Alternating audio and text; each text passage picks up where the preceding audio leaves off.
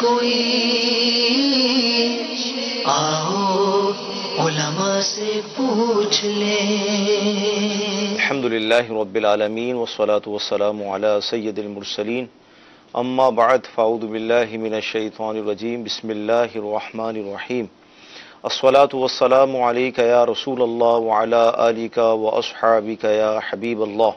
الصلاة والسلام علیک یا نبی اللہ وعلی آلک واصحابک یا نور اللہ۔ میٹھے میٹھے اسلامی بھائی اور مدنی چینل کے ناظرین، سلسلہ دارالفتہ اہل سنت میں ایک بار پھر آپ کو مرحبا کہتے ہیں۔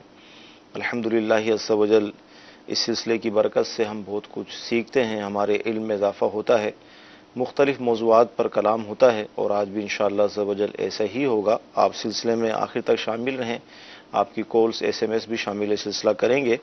ابتداءً درود پاک کی فضیلت کے فرمان مصطفیٰ صلی اللہ تعالی علیہ وسلم ہے، جس نے دن اور رات میں میری طرف شوق و محبت کی وجہ سے 3 مرتبہ درود پاک پڑھا، اللہ تعالیٰ پر حق ہے کہ وہ اس کے اس دن اور اس رات کے گناہ بخش دے۔ صلو علی الحبیب صلی اللہ تعالی علی محمد صلی اللہ علیہ وسلم۔ آئیے آپ کی کال سے ہم سلسلے کو آگے بڑھاتے ہیں۔ کہ محرم الحرام کو جو ہے حرمت والا مہینہ کیوں کہا جاتا ہے؟ جواب عنایت فرمائے۔ جی مفتی صاحب کیا ارشاد فرمائیں گے؟ محرم الحرام، مسجد الحرام، یہ اس طرح آتا ہے؟ الحمدللہ رب العالمین والصلاة والسلام علی سید الانبیاء والمرسلین، اما بعد فاعوذ باللہ من الشیطان الرجیم، بسم اللہ الرحمن الرحیم۔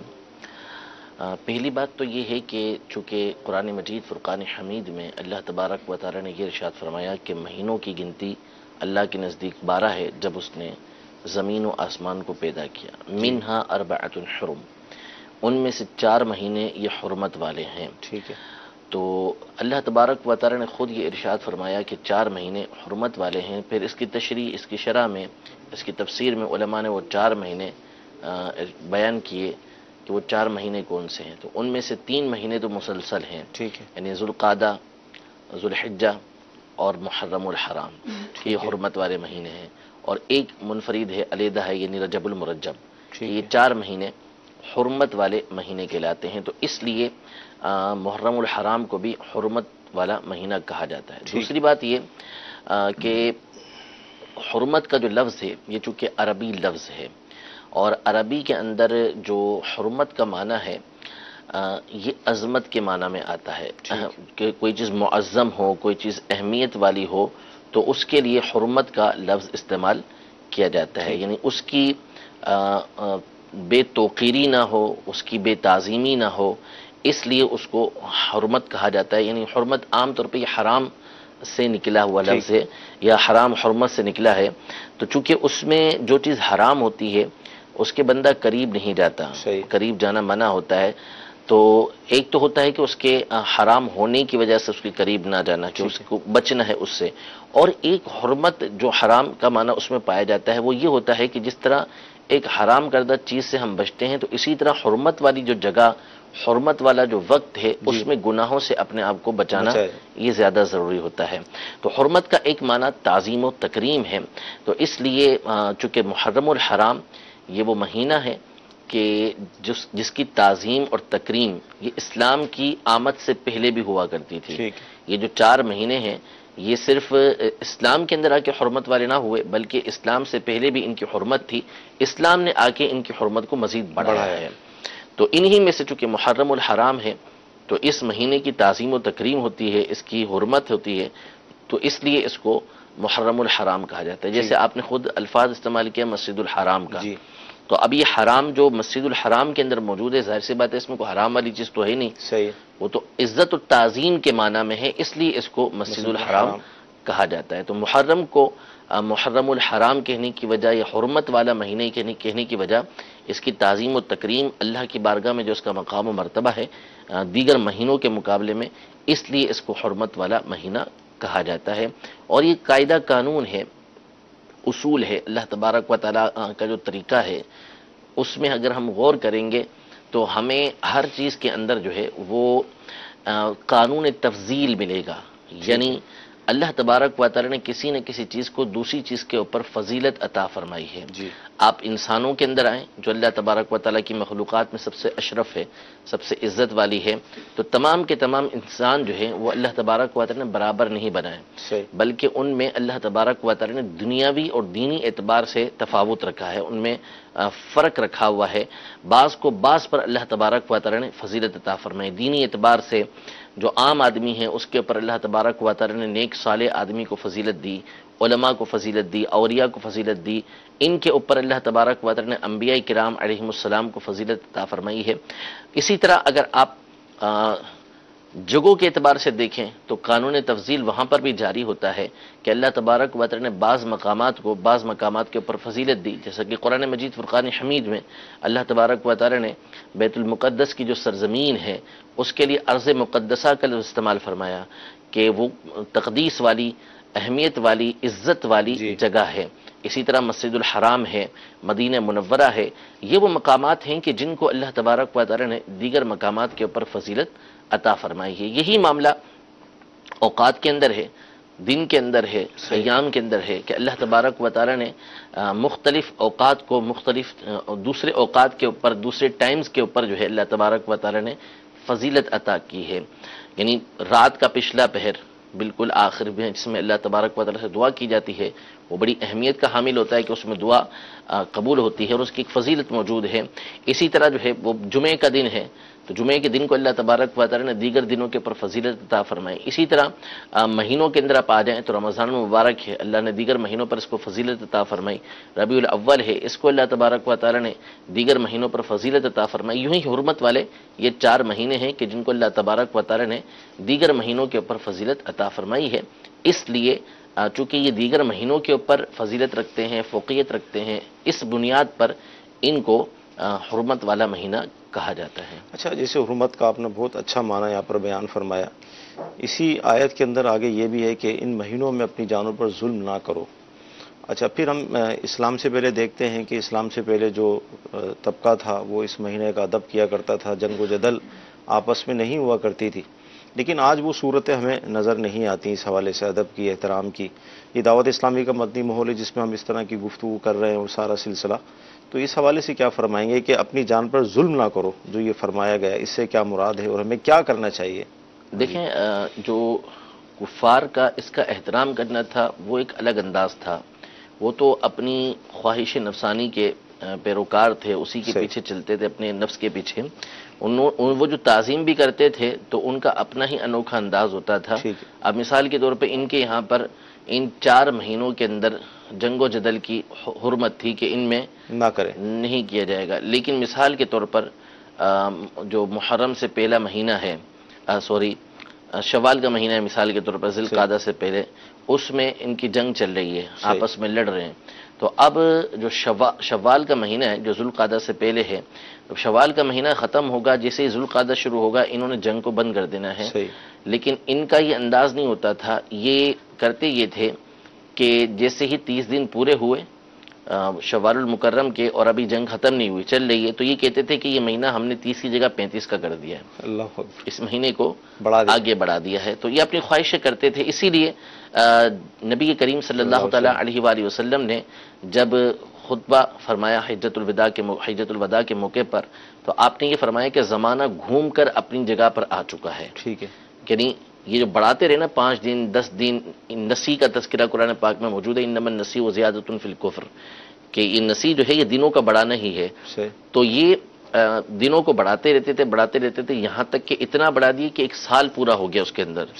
یہاں تک کہ جو زمانہ تھا وہ گھوم کے اپنی جگہ پر آ گیا. یعنی جب اللہ تبارک و تعالی نے زمین و آسمان کو پیدا فرمایا تھا، اس زمانے کے اعتبار سے زمانہ گھوم کے اپنی جگہ پر آ چکا ہے. تو وہ ان کی اپنی ایک انداز ہوتا تھا. لیکن اسلام میں چونکہ بنیادی اعتبار سے جو سب سے بڑا ظلم ہے وہ گناہ ہے، اور گناہوں میں شرک سب سے بڑھ کر ہے. ان الشرک لظلم عظیم، کہ بے شک شرک جو ہے وہ ظلم عظیم ہے.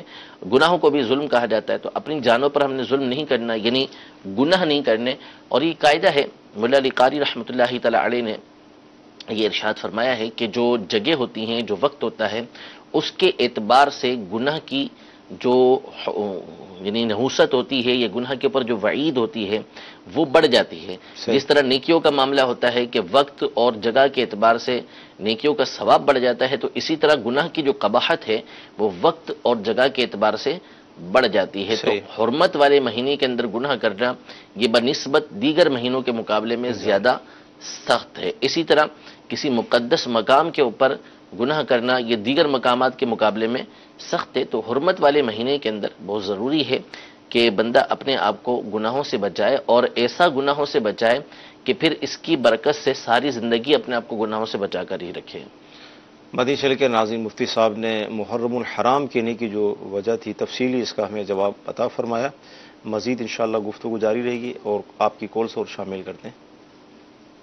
دار لکھتا کے اسلامی بھائی سے سوال گیا کہ یہ الصلاۃ والسلام علیک یا رسول اللہ، یہ درود پاک پڑھنا کیسا ہے؟ کیا یہی مکمل درود پاک ہے؟ جی کیا فرمائیں حضور؟ جی بالکل، یہ مکمل درود پاک ہے. یعنی نبی کریم صلی اللہ تعالی علیہ وآلہ وسلم پر درود اور سلام دونوں بھیجنے کا حکم ہے. یا ایھا الذین آمنوا صلوا علیہ وسلموا تسلیما، کہ اے ایمان والو اس غیب بتانے والے پر درود بھیجو اور خوب سلام بھیجو. تو یہ الصلاۃ والسلام علیک یا رسول اللہ کے اندر دونوں کی دونوں باتیں آ گئی ہیں. البتہ چونکہ اس کے ساتھ وعلی آلک و اصحابک یا حبیب اللہ یا اس طرح کے کلمات بھی پڑھے جاتے ہیں، تو یہ اس وجہ سے کہ چونکہ حکم اس بات کا ہے کہ جب حضور علیہ الصلوۃ والسلام پر درود و سلام پڑھا جائے تو آپ کی آل کو بھی شامل کیا جائے. تو صحابہ کرام علیہم رضوان کو اور اہل بیت اطہار کو اس میں شامل کرنے کے لیے جو اگلا جملہ ہے، اگلا صیغہ ہے، وہ بھی اس میں پڑھ لینا چاہیے تاکہ وہ بھی شامل ہو جائے. البتہ یہ پورا درود پاک ہے الصلاۃ والسلام علیک یا رسول اللہ، اس کو بالکل پڑھ سکتے ہیں، اس کے پڑھنے میں کوئی حرج نہیں ہے، اور پڑھیں گے تو انشاءاللہ تبارک و تعالی پورا درود پاک پڑھنے کا ثواب بھی حاصل ہوگا. جی اگلی کال. سوال میرا یہ ہے کہ وراثت کے حوالے سے کہ اولاد میں سے اگر کوئی گھر چھوڑ کے چلا جائے، قطع تعلق کر لے، تو اس کا کیا حکم ہوگا وراثت کے لیے؟ جی کیا فرماتے ہیں؟ بعض اوقات خود اولاد چلی جاتی ہے، کبھی نکال دیا بھی جاتا ہے، دونوں ہی صورتیں ہو جاتی ہیں. ہاں دیکھیں، وراثت کا تعلق جو ہے وہ جو مسلمان ہے، مسلمان کا وارث ہوتا ہے، یعنی اس کی اولاد جو ہے وہ وارث ہوگی. تو گناہوں کی وجہ سے وراثت میں جو ہے وہ قطعی اس میں قطع تعلق ہی نہیں ہوگی. صحیح. ویسے کسی بنیاد کے اوپر قطع تعلق ہی ہو گئی تو اب کیا وراثت سے بھی وہ محروم ہو جائے گا؟ ایسا نہیں ہے. صحیح. اس نے اگر نافرمانی کی ہے، وہ نافرمان ہے اپنے والدین کا، والدین سے دور ہو گیا ہے یا والدین نے اس کو دور کر دیا ہے، تو اس کے گناہ اپنی جگہ پر ہیں. ایسے کو ویسے ہی شریعت کی اصطلاح کے اندر آق کہا جاتا ہے. ہمارے یہاں تو آق کرنا یہ ہوتا ہے کہ جائیداد سے اس کو آق کر دیتے ہیں، لیکن آق جو روایتوں کے اندر آیا ہے وہ ایسے کے لیے آیا کہ جو حقوق الوالدین، اس کو کبیرہ گناہ اکبر الکبائر قرار دیا حدیث پاک کے اندر، کہ جو والدین کی نافرمانی کرتا ہے، والدین کو ستاتا ہے، یہ بڑے بڑے گناہوں میں سے ہے، تو اس کو ویسے ہی آق کہا گیا ہے. تو اب اپنے طور پہ آگ کرنے سے وہ کوئی آگ نہیں بن جائے گا، آگ وہ ویسے ہی ہے، لیکن وہ آگ کس اعتبار سے؟ نافرمانی کے اعتبار سے، گناہ کے اعتبار سے. لیکن اس بنیاد پر وہ وراثت سے محروم نہیں ہوگا.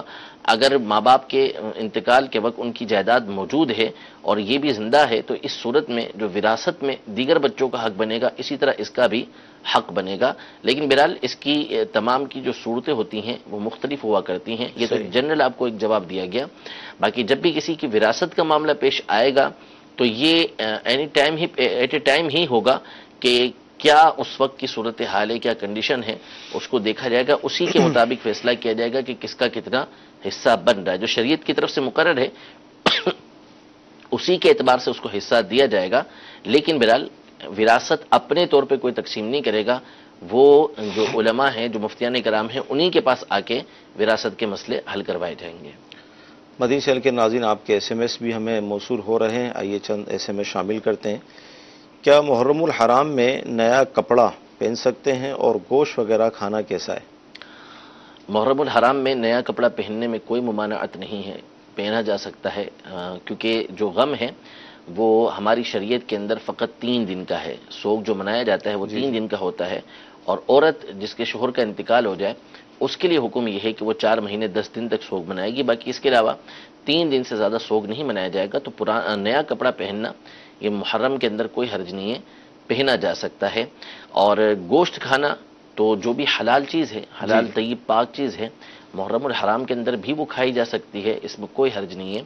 یعنی کہ اب یہ بڑے اس حوالے سے سوالات مختلف موقع پر ہو رہے ہیں کہ مچھلی کھانا یا گوشت کھانا یا فلاں چیز کھانا، تو محرم الحرام کی اس میں کوئی تخصیص نہیں ہے، محرم الحرام کے اندر بھی یہ چیزیں کھائی جا سکتی ہیں، اس میں کوئی حرج نہیں ہے۔ اچھا، اسی طرح محرم کے بالخصوص 10 تاریخ کو صبح گھر کے اندر آگ وغیرہ جلانے کے حوالے سے آیا ہے، تو اصل میں دیکھیں وہ تو اب یہ دعوت اسلامی ہماری ایک عالمی عاشقان رسول کی مدنی تحریک ہے، جی جو ساری دنیا میں اس کا کام ہے، تو اب اس کو اگر ہم دیکھنے جائیں گے اس اعتبار سے تو الحمدللہ ہمارے پاس تو سوالات کی کمی ہوتی نہیں ہے، بہت سارے سوالات آتے ہیں، ہمیں کسی اور اللہ کے فضل و احسان سے ذریعے کی ضرورت نہیں پڑتی کہ ہمارے متعلقین ہی دعوت اسلامی والے اور محبت کرنے والے اتنے ہیں کہ سوالات آتے رہتے ہیں۔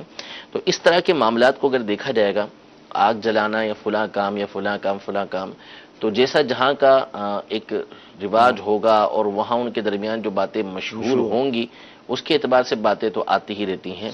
تو اس میں دیکھیں شریعت مطہرہ کی طرف سے ان چیزوں کی کوئی ممانعت نہیں ہے، شریعت مطہرہ نے جن چیزوں سے منع کرنا ہے وہ منع فرما دیا۔ خاص طور پہ ممانعت وہ اہم چیز ہے کہ نبی کریم صلی اللہ تعالیٰ علیہ وآلہ وسلم ان چیزوں کو خاص طور پہ بیان فرمایا کرتے تھے کہ کیا کیا چیز بندے کے اوپر ممنوع ہے۔ تو ایسا کچھ بھی نہیں ہے کہ محرم الحرام کی 10 تاریخ کو چولہا جلانا یا اس میں آگ جلانا کوئی اس میں پرابلم ہو، نہیں، بلکہ حدیث پاک کے اندر تو یہ فرمایا کہ ایک روایت کے اندر حدیث پاک کے اندر موجود ہے کہ جو عاشورے کے دن اپنے عیال کے اوپر وسعت کرتا ہے تو سارا سال اس کے لیے برکت دی جاتی ہے۔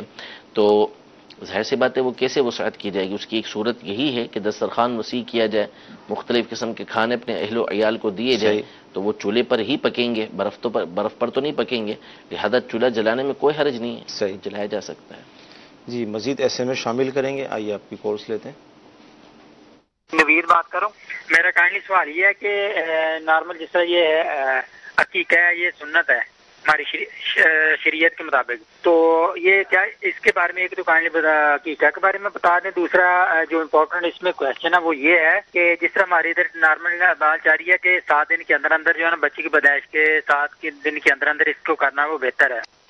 جی عقیقے کے حوالے سے ارشاد فرمائے، اس کا اصل طریقہ اور سنت، اور یہ جو انہوں نے پوچھا 7 دن کے اندر۔ عقیقہ جو ہے وہ سنت مستحبہ ہے، کرنا اچھی بات ہے اور اس کا ثواب بھی ہے۔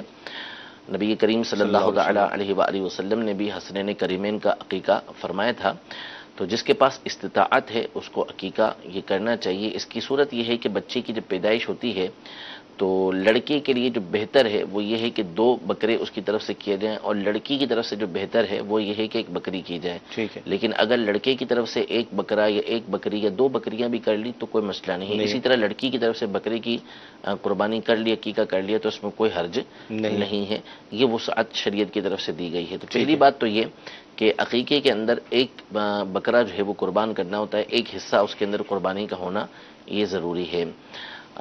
دوسری بات یہ کہ جو 7واں دن ہے عقیقے کے حوالے سے، 7واں دن یہ افضل ہے کہ 7ویں دن یہ عقیقہ کیا جائے۔ 7 دن سے پہلے اگر کر لیا، جیسے مثال کے طور پہ پیر کے دن بچے کی ولادت ہوئی ہے تو اب اس کا 7واں دن اتوار کا دن بنے گا، تو اب کسی نے جمعے کے دن کر لیا، آنے والا جیسے ہی جمعہ آیا 5 دن یا ہفتے کے دن کر لیا، عقیقہ ادا ہو جائے گا، جائز ہے، عقیقہ ادا ہو گیا، لیکن جو سنت ہے وہ 7ویں دن کیا جائے۔ 7ویں دن کریں گے یہ افضل ہے۔ اگر 7ویں دن نہیں کر سکے تو بہتر یہ ہے کہ اب 14ویں دن کریں، یعنی پیر کے دن ولادت ہوئی ہے تو اب اگر نہیں کر پا رہے اس اتوار کو تو اگلے اتوار کو نہیں کر پائے تو پھر اس سے اگلے اتوار کو، پھر اس کے اگلے اتوار کو، یوں طریقہ کار اختیار کیا جائے۔ لیکن اگر بہرحال پیر کو نہیں، اتوار کو نہیں کر پائے، پیر کو کر لیا، منگل کو کر لیا، بدھ کو کر لیا، تو اس میں حرج نہیں ہے، عقیقے کی سنت آپ کی ادا ہو جائے گی۔ بہتر یہ ہے کہ 7ویں دن کیا جائے، ورنہ 7ویں دن نہیں کر سکتے تو پھر ہر 7ویں دن یہ عقیقہ کیا جائے۔ یہ باتیں جو ہیں وہ فقہ حنفی کی کتابوں کے اندر موجود ہیں۔ مدنی چینل کے ناظرین آپ کو عرض کریں گے کہ عقیقے کے حوالے سے امیر اہل سنت کا ایک پورا رسالہ موجود ہے کہ عقیقے کے بارے میں سوال جواب، تو آپ اس کو اگر حاصل کر لیں گے تو مزید اس کے اندر اور بھی باتیں ظاہر ہے وہ اس وقت بیان نہیں کی جا سکیں، تو وہاں سے آپ پڑھ لیں گے تو انشاءاللہ آپ کے علم میں مزید اضافہ ہوگا۔ جی اگلی کال۔ میں فریس انور بات کر رہا ہوں، کراچی باب المدینہ سے میرا تعلق ہے۔ یہ ارشاد فرمائیے کہ محرم الحرام میں عاشورہ کے روز کھچڑا بنانا ضروری ہے، اور کیا صرف کھچڑا ہی بنایا جائے یا اس کے علاوہ بھی ایصال ثواب کی کوئی ترکیب ہو سکتی ہے؟ السلام علیکم ورحمۃ اللہ وبرکاتہ۔ السلام ورحمۃ اللہ وبرکاتہ۔ صرف کھچڑا ہی بنایا جائے یا اور بھی جو ڈشیں ہیں بنائی جاتی ہیں؟ پہلی بات تو یہ ہے کہ یہ اہل سنت کے نزدیک معروف ہے، ہر سنی جانتا ہے کہ یہ چیز بطور ایصال ثواب ہوتی ہے، یعنی کھچڑا بنا رہے ہیں یا کوئی بھی چیز بنا رہے ہیں، شربت بنا رہے ہیں، تو یہ بطور ایصال ثواب ہے کہ امام حسین رضی اللہ تعالی عنہ اور ان کے رفقا کے لیے جو کربلا کے اندر ان کے جانثار تھے، ان کے ایصال ثواب کے لیے یہ چیزیں بنائی جا رہی ہیں، لوگوں کو کھلائی جا رہی ہیں، کیونکہ یہ صدقہ ہے، اور صدقہ جو ہے یہ اللہ تبارک و تعالیٰ کو راضی کرنے والا کاموں میں سے کام ہے، اور اللہ تبارک و تعالیٰ اس پر ثواب عطا فرماتا ہے، تو ان کو ثواب پہنچانے کی نیت سے یہ کام کیے جاتے ہیں۔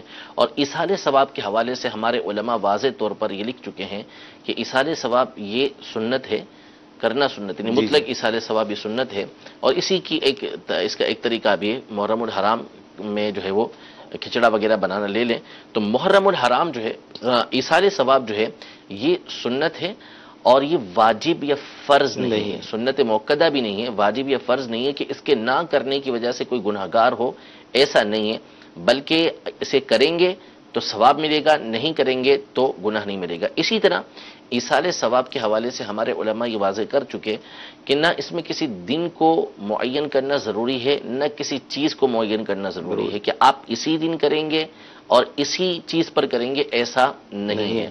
البتہ سہولت کے لیے یہ ہوتا ہے کہ یا معروف ہوتا ہے لوگوں کے درمیان، تو اس وجہ سے اس دن کو مخصوص کر کے اس میں نیاز وغیرہ کی جاتی ہے، اور دن کو مخصوص کر کے نیک عمل کرنے میں کوئی مسئلہ نہیں ہے۔ بخاری شریف کے اندر یہ حدیث پاک بھی موجود ہے کہ نبی کریم صلی اللہ تعالی علیہ وسلم قباء مسجد کے اندر تشریف لے جایا کرتے تھے ہفتے کے دن، اور اسی طریقے سے بخاری شریف کے اندر یہ حدیث پاک بھی موجود ہے کہ مدینہ منورہ کی ایک صحابیہ خاتون جو تھیں، وہ ہفتے کے دن یا جمعے کے دن نبی کریم صلی اللہ تعالی علیہ وآلہ وسلم کی دعوت کیا کرتے تھے، اور صحابہ کرام علیہ رضوان میں سے بعض جو ہے وہ نبی کریم صلی اللہ علیہ وسلم کے ساتھ جایا کرتے تھے۔ تو یہ دن معین کر کے نیک کام کرنا، اس پر بہت سارے دلائل قرآن و حدیث کے اندر موجود ہیں۔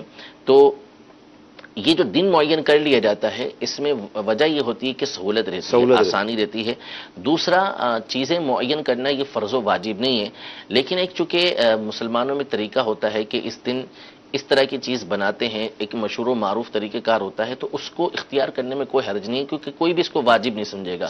اگر کھچڑی کی جگہ کوئی اس دن بریانی کھلا دیتا ہے تو کوئی مسئلہ نہیں، وہ بھی کر سکتا ہے، کوئی اور چیز کھلا دیتا ہے تو کوئی مسئلہ نہیں، لیکن یہ یاد رہے کہ بعض لوگ ایسی چیزوں کو ناجائز کہہ جاتے ہیں۔ ہم اس کو فرض و واجب نہیں کہہ رہے، لیکن اگر کوئی نہیں کرتا کوئی گناہ گار نہیں ہے، لیکن اگر کوئی اس کو ناجائز کہے گا تو پھر وہ گناہ گار ہو جائے گا۔ اچھا، مفتی احمد یار خان نعیمی رحمۃ اللہ تعالی نے بالخصوص کھچڑے کے بارے میں یہ فرمایا کہ اگر محرم کی 10 تاریخ کو یہ پکایا جائے اور اس کی نیاز فاتحہ وغیرہ، تو بڑا مجرب عمل ہے، اس کی برکتیں وہ دیکھی گئی ہیں۔ جی بالکل، اصل میں بزرگوں کے تجربے اس کا تو بہت سارے مقامات پر جو ہے وہ تذکرہ موجود ہے۔ مثال کے طور پر جو حدیث پاک ہے، یا عباد اللہ اعینونی، کہ اے اللہ کے بندو میری مدد کرو، یعنی کسی کی کوئی مونس و غمخوار نہ ہو، تو وہاں پر وہ اس طرح پکارے۔ تو امام طبرانی رحمۃ اللہ تعالی علیہ نے معجم کبیر میں اس حدیث کو روایت کرنے کے بعد یہ فرمایا، ھذا عمل مجرب، ٹھیک، یہ ایسا عمل ہے کہ جو تجربہ شدہ ہے، مجرب ہے، تجربہ کیا گیا ہے کہ یہ جب کرتے ہیں تو فائدہ حاصل ہوتا ہے۔ اس طرح کے بہت سارے معاملات ہیں کہ جن کے بارے میں محدثین کرام نے صراحت فرمائی کہ یہ عمل مجرب ہے، یہ کام مجرب ہے۔ صلاۃ التسبیح کے حوالے سے، دیگر کاموں کے حوالے سے یہ ذکر کیا کہ یہ عمل مجرب ہے، تو اس میں کوئی حرج نہیں ہے۔ اور اس میں یوں بھی اشارہ ہے کہ چونکہ وسعت کرنے کا تذکرہ ہے کہ عاشورے کے دن زیادہ سے زیادہ رزق دیا جائے، تو کھچڑا ایک ایسی چیز ہے کہ جس کے اندر مختلف قسم کی چیزیں شامل ہوتی ہیں، تو اس لیے یہ وسعت کے معنی کے اندر بھی آ جائے گا۔ اسی طرح مدنی چینل کے ناظرین، محرم کی 10 تاریخ کو غسل کرنے کے حوالے سے، عصمت سرما لگانے کے حوالے سے، صدقہ و خیرات کرنے کے حوالے سے بھی یہ روایت موجود ہیں، تو اچھی اچھی نیتوں کے ساتھ اس پر عمل کر لیا جائے، انشاءاللہ عز و جل فائدہ پہنچے گا۔ مزید کالز؟ بدر منیر اطاری حالیہ سے بات کر رہا ہوں۔ میرا سوال ہے کہ اگر فرض نماز کی تیسری اور چوتھی رکعت میں اگر بھولے سے الحمد شریف کے بعد کوئی ایت پڑھ لی، یعنی اس کے ایک لفظ ہی اگر پڑھ لے، جیسے سورہ اخلاص کا اگر ہم قل هو اللہ پڑھتے ہیں اور پھر یاد آنے پر رکوع میں چلے جاتے ہیں، تو کیا سجدہ سہو واجب ہو جائے گا؟ کیا فرماتے؟ کنفیوژن ہے یہ کئی مرتبہ ہم بیان کر چکے ہیں۔ اصل میں ایک بہت زیادہ لوگوں میں مسئلہ اس طرح کا عام کر دیا گیا ہے کہ فرض کی تیسری یا چوتھی رکعت کے اندر سورہ فاتحہ کے بعد سورت ملانے سے سجدہ سہو لازم ہو جاتا ہے، حالانکہ ایسا اصلاً نہیں ہے کہ فرض کی تیسری یا چوتھی رکعت کے اندر سورہ فاتحہ کے بعد سورت ملائیں تو سجدہ سہو لازم آتا ہو، ایسا ہے ہی نہیں، کیونکہ یہاں پہ کوئی واجب چھوٹ ہی نہیں رہا۔ یہ واجب ہے ہی نہیں کہ فرض کی تیسری اور چوتھی رکعت کے اندر سورہ فاتحہ کے بعد سورت نہ ملائی جائے، کوئی ایسا کام نہیں ہے کہ جس کی وجہ سے سجدہ سہو لازم ہوتا ہو۔ سورہ فاتحہ کے بعد اگر کسی نے سورت ملائی تو اگر تنہا پڑھ رہا ہے، اکیلا پڑھ رہا ہے، تو علامہ شامی رحمۃ اللہ تعالی علیہ کی جو قول کی امام اہل سنت نے تشریح کی ہے، اس کے مطابق تنہا پڑھنے والے کو تو یہ بہتر ہے، افضل ہے کہ وہ فرض کی تیسری اور چوتھی رکعت میں سورۃ الفاتحہ کے بعد سورت ملا لے۔ اگر اکیلا پڑھ رہا ہے، جماعت اس کو نہیں ملی، تنہائی کے اندر پڑھ رہا ہے تو ملائے۔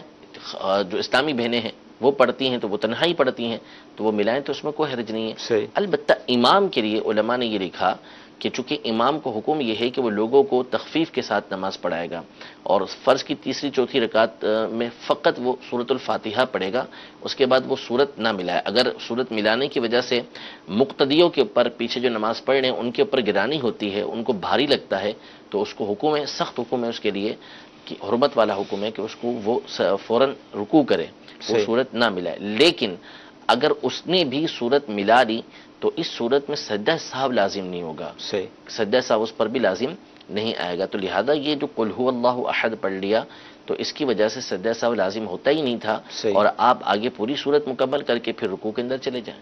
ٹھیک جی، اگلی کال۔ مفتی صاحب کی بارگاہ میں عرض ہے کہ مفتی صاحب اکثر و بیشتر کاروبار کے دوران جب کوئی ریٹ وغیرہ کی بات ہو یا کوئی ایسی بات ہو کہ جس میں کوانٹٹی، تو اکثر لوگ لفظ استعمال کرتے ہیں کہ خدا کا خوف کریں یا اس طرح کی باتیں گفتگو کی جاتی ہے، تو اپنے مقصد یا اپنے ذاتی مفاد کے لیے ایسے الفاظوں کا استعمال کرنا کیسا؟ اس پر مدنی پھول ارشاد فرما دیجیے۔ اور مفتی صاحب اکثر کاروباری حالات ایسے ہوتے ہیں کہ کچھ مہینوں میں یا کچھ دن ایسے آتے ہیں تو ہم ان دنوں کو بھی، بعض مرتبہ وہ دن بڑے متبرک ہوتے ہیں لیکن ہم کہتے ہیں جی ان کی وجہ سے کاروبار میں مندی ہے، تو مفتی صاحب اس طرح کہنا کیسا؟ اللہ رب العزت جل شانہ ہمیں حقیقی علم کی اور اس پر عمل کی توفیق عطا فرمائے۔ السلام علیکم ورحمۃ اللہ۔ وعلیکم السلام ورحمۃ اللہ وبرکاتہ۔ جی دیکھیں، مسئلہ یہ ہے کہ اول تو اس کو یہ کہنا کہ یہ اپنے کام کے لیے، اپنے مفاد کے لیے کہا گیا، یہ محل غور ہے۔ بعض اوقات ہوتا ہے کہ کسی نے کوئی ایسا کام کیا، کوئی ایسی بات کی تو اسے کہا جاتا ہے اللہ سے ڈرو، اللہ کا خوف کرو۔ آ گیا اس نے کوئی قیمت ہی ایسی بتا دی کہ معمولی چیز تھی، وہ کہہ رہا ہے اتنی بھگی ہے، وہ یعنی 1000 روپے کی چیز ہے، اس نے لاکھوں روپے بتا دے، اس کو اللہ کا خوف کرو، کیا کر رہے ہو؟ یعنی ایک چیز اتنی سستی ہے اور تم اتنا مہنگا کر کے بیچ رہے ہو، ہمیں مشکل کے اندر ڈال رہے ہو، تو اللہ کا کچھ خوف کرو۔ تو اس کو یہ کہنا کہ اپنے مقصد ہی کے لیے استعمال ہوا، یہ محل غور ہے کہ ہر مقام پہ یہ ضروری نہیں ہے۔ یہ تو حدیثوں کے اندر اور بزرگوں کے اقوال کے اندر موجود ہے کہ اللہ اللہ یعنی اللہ سے ڈرو، ٹھیک ہے، میرے صحابہ کے معاملے میں اللہ سے ڈرو کہ ان کے بارے میں جو اچھی گفتگو ہے وہی کرو، بری بات ان کے بارے میں نہ کہو، میرے صحابہ کے بارے میں اللہ سے ڈرو، میرے بعد ان کو نشانہ نہ بنا لینا۔ اس طرح کے تو بہت سارے مقامات ہوتے ہیں کہ اتقوا اللہ، اللہ سے اس معاملے کے اندر ڈرو، تو یہ جملہ استعمال اگر کیا ہے تو اس میں کوئی حرج نہیں ہے۔ البتہ جیسے مثال کے طور پہ چیز 100 روپے کی ہے اور وہ 1000 روپے کی بیچ رہا ہے، تو اب اس بنیاد پہ آپ اس کو یہ نہیں کہہ سکتے کہ وہ اللہ سے ڈرتا نہیں ہے یا وہ کوئی گناہ کا کام کر رہا ہے۔ بھئی چیز اس کی ہے، وہ آپ سے جھوٹ نہیں بول رہا کہ یہ چیز اتنے کی ہے، یہ چیز میں نے اتنے کی لی ہے، مجھے اتنے کی پڑی ہے، اس کی مرضی ہے، وہ ایک 100 روپے والی چیز آپ کو 1000 روپے کی دے، 10,000 کی دے یا لاکھ روپے کی دے، وہ آپ سے جھوٹ نہیں بول رہا، کوئی غلط بیانی نہیں کر رہا، تو اس کا یہ کہنا کہ میں یہ آپ کو 1000 روپے کی دوں گا یا آپ کو 10,000 کی دوں گا، اس میں کوئی حرج نہیں ہے، تو اس بنیاد پر اس کو یہ نہیں کہہ سکتے کہ اس کے اندر خوف خدا نہیں ہے یا اس میں یہ جو ہے وہ کوئی گناہ کا کام کر رہا ہے، تو یہ نہیں کہا جا سکتا۔ تو یہ دیکھ لیا جائے کہ جملہ استعمال کرتے ہوئے آپ کی نیت کیا ہے اس میں، اور آپ کس مقام پر یہ بات کر رہے ہیں۔ ٹھیک۔ دوسرا انہوں نے جو سوال کیا کہ مقدس ایام ہوتے ہیں اور اس میں جو ہے وہ کہہ دیتے ہیں کہ مندی کے دن ہیں، تو کسی مسلمان کے ذہن کے اندر یہ بات نہیں ہوتی، اس کی توجہ میں بھی یہ چیز نہیں ہوگی کہ وہ مقدس ایام کی وجہ سے کہہ رہا ہے کہ یہ دن ہماری مندی کے دن ہیں اور اس طرح کے معاملات۔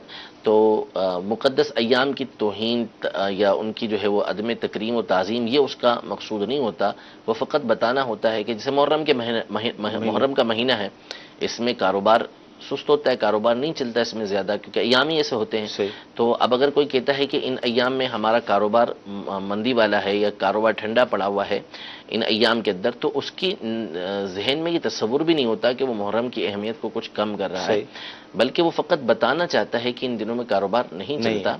تو بہرحال جملہ جتنا اچھے سے اچھا استعمال کر سکتے ہیں وہ کرنا چاہیے، لیکن اگر کسی نے اس طرح کا جملہ استعمال کیا تو اس کے اوپر گناہ نہیں ہوگا، اس کے اوپر کوئی حرج لازم نہیں آئے گا۔ ٹھیک، مزید ایس ایم ایس ہم شامل کرتے ہیں۔ منگل کے دن کوئی کام شروع کرنا کیسا، اور منگل کے جو دن ہے یہ سورج غروب ہونے کے بعد پیر کو شروع ہو جاتا ہے یا کچھ ہے اس میں؟ دیکھیں، جو منگل کا دن ہے اس میں مولا علی مشکل کشا رضی اللہ تعالی عنہ سے یہ منقول ہے بعض کتابوں کے اندر کہ آپ نے اس دن کپڑا کاٹنے سے منع فرمایا کہ درزی اس دن کپڑا نہ کاٹے، کہ اس دن کپڑا کاٹے گا تو وہ جلے گا یا چوری ہو جائے گا۔ باقی اس کے علاوہ دیگر کاموں کے لیے منگل کا دن جو ہے اس کے کام کرنے میں کوئی حرج نہیں۔ وہ کپڑا بھی اگر کسی نے کاٹا درزی نے تو وہ گناہگار نہیں ہوگا، اور یہ لازم نہیں ہے، ممکن ہے کہ ایسا اس کے ساتھ ہو جائے، لیکن کپڑا کاٹنا بھی اس دن جائز ہے اور دیگر کام کرنا بھی یہ جائز ہے۔ اور دیگر کام کے حوالے سے تو اصلاً کوئی اس بارے میں روایت بھی نہیں ہے، کسی کا قول بھی نہیں ہے، تو اگر منگل کے دن کوئی بھی کام شروع کیا جاتا ہے تو بالکل کر سکتے ہیں، اس میں کوئی حرج نہیں ہے۔ باقی رہا کہ دن جو شروع ہو جاتا ہے، ویسے دن کے تو دو اطلاق ہوتے ہیں۔ عام طور پر جو دن کہا جاتا ہے وہ سورج طلوع ہو گیا یا جو طلوع فجر ہوتی ہے اس کے بعد کے وقت کو، تو سورج طلوع ہونے کے بعد ہی عام طور پہ ہوتا ہے کہ اس وقت سے لے کر سورج کے غروب ہونے تک کا جو ٹائم پیریڈ ہوتا ہے اس کو دن کہا جاتا ہے، اور ایک دن سے مراد جو ہے وہ 24 گھنٹے ہوتا ہے۔ تو اسلامی اعتبار سے جو منگل کا دن شروع ہوا ہے وہ سورج غروب ہوتے ہی شروع ہو گیا، لیکن اس کو یہ کہا جاتا ہے کہ منگل کا دن نہیں بلکہ اس کو منگل کی رات کہا جاتا ہے، کہ یہ منگل کی رات ہے، دن اس کو نہیں کہتے۔ تو بہرحال یہ کوئی ایسا معاملہ نہیں ہے کہ جس پہ اتنا زیادہ تفکر کیا جائے کہ اگر آج ہی کی رات میں ہم کچھ کریں گے تو جو ہے وہ منگل کے دن شروع کرنا ہوگا یا صبح ہی شروع کرنا پڑے گا۔ رات میں بھی شروع کر سکتے ہیں، دن میں بھی کام شروع کر سکتے ہیں، اس میں کوئی مسئلہ نہیں ہے۔ جی اگلی کال۔ بلال حسین فیصلہ آباد، میرا سوال ہے کیا محرم کے مہینے میں شادی ہو سکتی ہے یا سفر کے مہینے میں لوگ جو شادیوں کی اس میں کوئی ممانعت ہے، کیا اس میں شادیاں رکھی جا سکتی ہیں؟ اب محرم کے بعد سفر میں بھی آپ کو پتا ہے کہ خالی کا مہینہ کہا جاتا ہے۔ دیکھیں، محرم اور سفر یا کوئی بھی مہینہ ہو، اصولی اعتبار سے کسی بھی دن شادی کرنا یہ ممنوع نہیں ہے۔ میں نے پہلے شروع میں عرض کر دیا کہ سوگ جو ہے وہ فقط 3 دن ہے، اور عورت کے شوہر کے انتقال ہونے پر عورت کے اوپر 4 مہینے 10 دن یہ سوگ ہوتا ہے، اس کے بعد سوگ نہیں ہے۔ تو محرم الحرام اور جو سفر المظفر کا مہینہ ہے، اس میں اگر کسی نے نکاح کیا، شادی کی، تو بغیر کسی گناہ کے اس کی شادی کا انعقاد ہوگا، جبکہ اور کوئی گناہ اس کے اندر وہ نہ کرے۔ لیکن ظاہر ہے کہ محرم الحرام کا جو مہینہ ہے، امام حسین امام علی مقام رضی اللہ تعالی عنہ کی شہادت کے حوالے سے ہمارے درمیان مشہور ہے، بالخصوص اس کے عاشورے کا دن جو ہے وہ خاص طور پر آپ کی شہادت کے حوالے سے مشہور ہے۔ آپ کے فضائل و کمالات ہم بیان کرتے ہیں، یا آپ نے جو دین کے لیے قربانیاں دیں تو اس میں واقعہ کربلا بیان کیا جاتا ہے۔ اہل سنت کے نزدیک تجدید حزن جائز نہیں ہے کہ حزن کو تازہ کیا جائے، لیکن ظاہر ہے کہ اس واقعے کو بیان کرنے میں، اپنی آنے والی نسلوں کو اس کو بیان کرنے میں کوئی حرج نہیں ہے، اور اس دوران دل پر کیفیت غم کی طاری ہوتی ہے تو اس میں بھی کوئی حرج نہیں ہے۔ خود پیدا کرنا یہ ہمارے نزدیک اس کی اجازت نہیں ہے، جائز نہیں ہے کہ اس کو پیدا کیا جائے۔ تو اب مسئلہ یہ ہے کہ اگر بالفرض کوئی 9 یا 10 محرم کو شادی کرتا ہے صحیح. یا 7-8 محرم کو شادی کرتا ہے، تو چونکہ یہ مشہور ہے امام حسین رضی اللہ تعالیٰ عنہ کے حوالے سے کہ آپ کی قربانی، پھر 7 تاریخ کو آپ کا پانی بند ہونا، آپ کے بچوں پر پانی بند کیا جانا، یہ تمام معاملات ہوئے. تو ان ایام میں اگر کوئی شادی کرے گا تو اس کو تہمت لگائی جائے گی کہ مسلمانوں کے ساتھ اتنا بڑا سانحہ پیش آیا اور یہ ان دنوں کے اندر شادی کر رہا ہے. تو اگرچہ کہ شریعت مطہرہ اس کو اجازت دیتی ہے، لیکن شریعت کے کچھ قوانین ایسے ہیں کہ بندے کو تہمت سے بچنے کا حکم دیا گیا کہ وہ ایسا کام نہ کرے کہ جس کی بنیاد پر اس کو تہمت لگائی جائے. تو ظاہر ہے کہ یہ جو دن ہے 7, 8, 9, 10 یا اس کے قریب کے جو ایام ہیں، اس میں شادی کرنا فرض و واجب بھی نہیں ہے کہ انہی دنوں کے اندر شادی کی جائے، تو نہیں کرے گا تو گناہگار ہوگا. تو ان دنوں میں وہ شادی نہ کرے، بچے. بہتر ہے کہ بچے گا تو اچھا ہے کہ اس کے اوپر تہمت نہیں لگے گی. لیکن اصول یہی ہے کہ اگر اس نے شادی کی اور اس میں دوسرا کوئی گناہ نہیں کیا تو بغیر گناہ کے اس کی شادی کا انعقاد یہ ہو جائے گا. ٹھیک جی. اگلی کال. میرا سوال ہے کہ کچھ لوگ کہتے ہیں کہ اللہم صلی اور کچھ اللہم صلی علی، کیا اس میں کچھ صلی ہے یا صلی ہے؟ برائے مہربانی جواب ارشاد فرما دیجیے، جزاک اللہ خیر. آمین. کیا فرماتے ہیں صلی اور صلی؟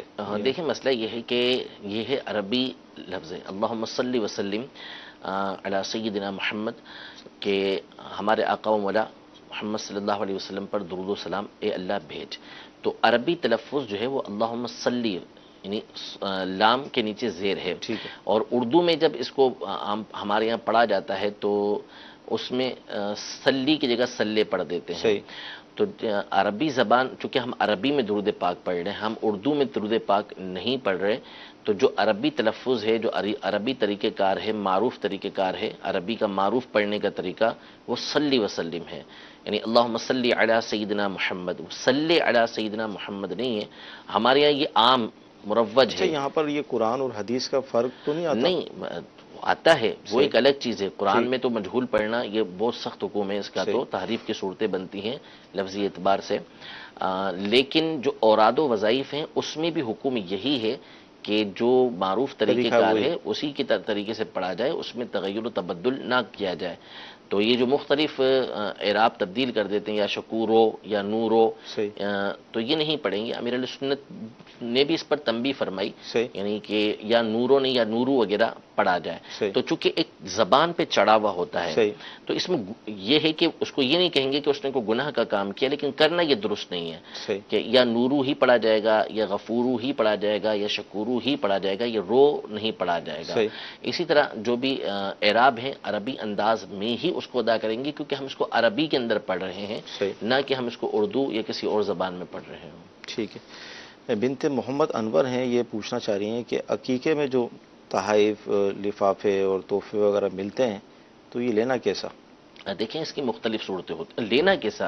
لینا تو جائز ہے، جبکہ کوئی اور اس میں وجہ نہ ہو کہ وہ رشوت کی کوئی صورت بنتی ہے، وہ ایک الگ بات ہے. باقی کہ اگر کوئی تحفہ دے رہا ہے تو تقریب ایک رکھی ہے تو بعض خوشی میں لوگ پیش کرتے ہیں، وہ کوئی مسئلہ نہیں، وہ تو لیا جا سکتا ہے، سوائے یہ کہ اگر کوئی خارجی ممانعات آ جائے کسی وجہ سے، وہ ایک الگ بات ہے. مدنی چینل کے ناظرین، سلسلہ ہوا، بہت اہم گفتگو ہوئی، یقیناً آپ کے علم میں اضافہ ہوا ہوگا. اذان عشاء کا وقت ہو رہا ہے، عشاء کی نماز پڑھیں گے، اس کے بعد پھر ایک نیا سلسلہ مدنی مذاکرہ، اور آپ کے علم ہے کہ تسلسل کے ساتھ مدنی مذاکرے بھی ہو رہے ہیں، وہ بھی آپ دیکھیے گا انشاءاللہ عز و جل. اس کے ذریعے بھی کثیر ہمیں علم حاصل ہوگا. اللہ تعالیٰ کی بارگاہ میں دعا کرتے ہیں کہ اللہ تعالیٰ آج کا ہمارا سلسلہ اپنی بارگاہ میں قبول فرمائے، جو ہم نے سنا ہے، سیکھا ہے، اس پر عمل کرنے کی توفیق عطا فرمائے. آمین. صلو علی الحبیب صلی اللہ تعالی علی محمد. گزارے کیسے زندگی، آؤ علماء سے پوچھ لیں، آئے جو مشکل پیش کوئی، آؤ علماء سے پوچھ لیں.